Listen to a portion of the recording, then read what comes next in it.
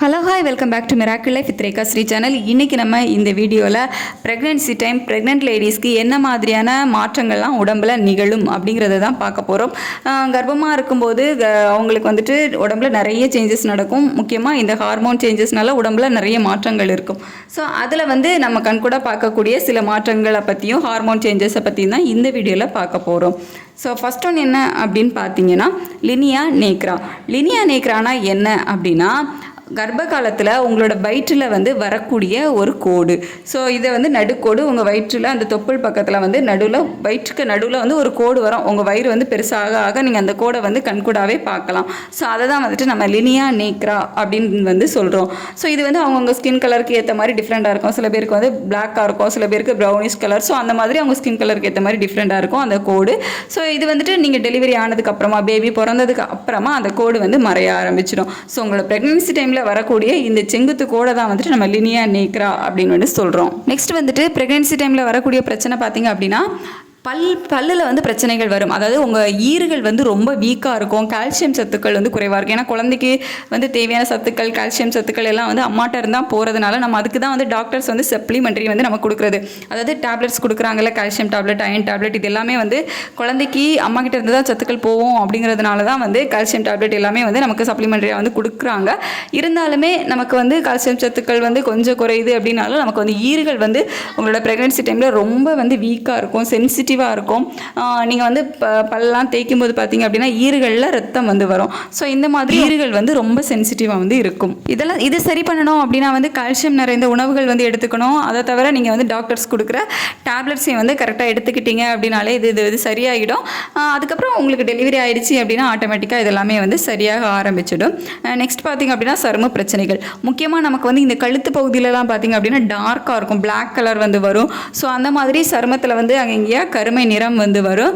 அதை தவிர சில பேருக்கு வந்து ஸ்கின் ப்ராப்ளம் இருக்கலாம். ஆனால் மோஸ்ட்லி வந்து ப்ரெக்னெண்ட்டாக இருக்கவங்களுக்கு வந்துட்டு இந்த கழுத்து பகுதியில் வந்து கருமையாக இருக்கிறது. ஸோ அந்த மாதிரி ஸ்கின் பிரச்சனைகள் வந்து வர வாய்ப்புகள் வந்து இருக்குது. நெக்ஸ்ட் வந்துட்டு மார்பக மாற்றம். இதை பற்றி நான் ஆல்ரெடி வீடியோ போட்டிருக்கேன். உங்களுக்கு டீட்டெயில்ஸாக தெரிஞ்சுக்கணும் அப்படின்னா கீழே டிஸ்கிரிப்ஷனில் லிங்க் கொடுக்குறேன், செக் பண்ணி பார்த்துக்கோங்க.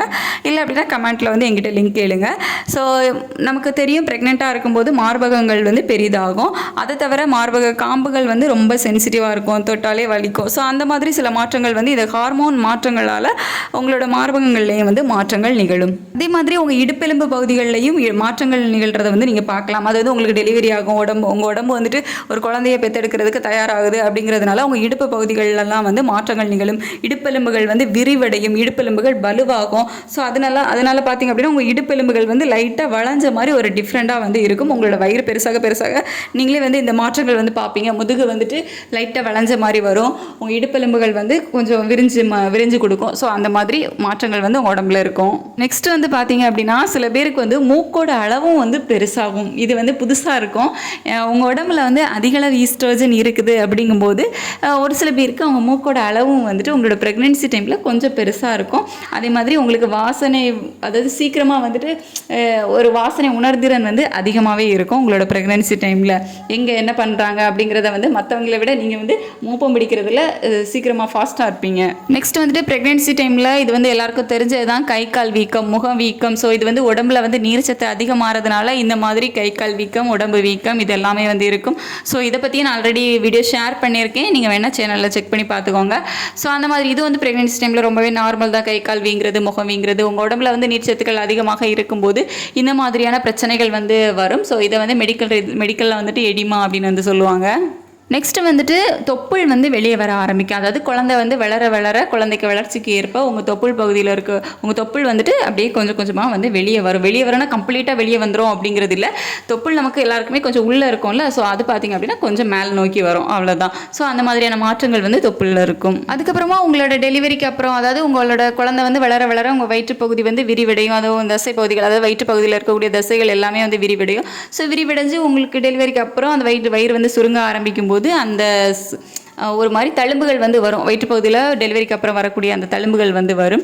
ஸோ இது வந்து நார்மல் தான். இது வந்து டெலிவரிக்கு அப்புறம் தான். டெலிவரிக்கு முன்னாடி இந்த மாதிரி உங்கள் மார்பகங்கள், இடுப்பு பகுதிகள், மூக்கு, சரும பிரச்சனைகள், கழுத்து பகுதி கருப்பாகுதல், ஸோ இந்த மாதிரியான மாற்றங்கள் எல்லாமே நீங்கள் வந்து ஹார்மோன் மாற்றங்களால் உங்கள் கண்கூடாக பார்க்கக்கூடிய மாற்றங்கள். இந்த வீடியோ உங்களுக்கு யூஸ்ஃபுல்லாக இருந்திருக்கும் அப்படின்னு நினைக்கிறேன். ஏதாவது சஜஷன் அப்படின்னா கமெண்ட் பாக்ஸில் கமெண்ட் பண்ணுங்கள். நம்ம வீடியோஸ் தொடர்ந்து பார்க்கணும் அப்படின்னா நம்ம சேனலை சப்ஸ்கிரைப் பண்ணி வச்சுக்கோங்க. இந்த வீடியோஸ் இவ்வளோ நேரம் பொறுமையாக பார்த்ததுக்கு தேங்க்யூ ஸோ மச். எங்கிட்ட பர்சனலாக பேசணும் அப்படின்னா மெயில் ஐடிக்கு மெயில் பண்ணுங்கள். தேங்க்யூ.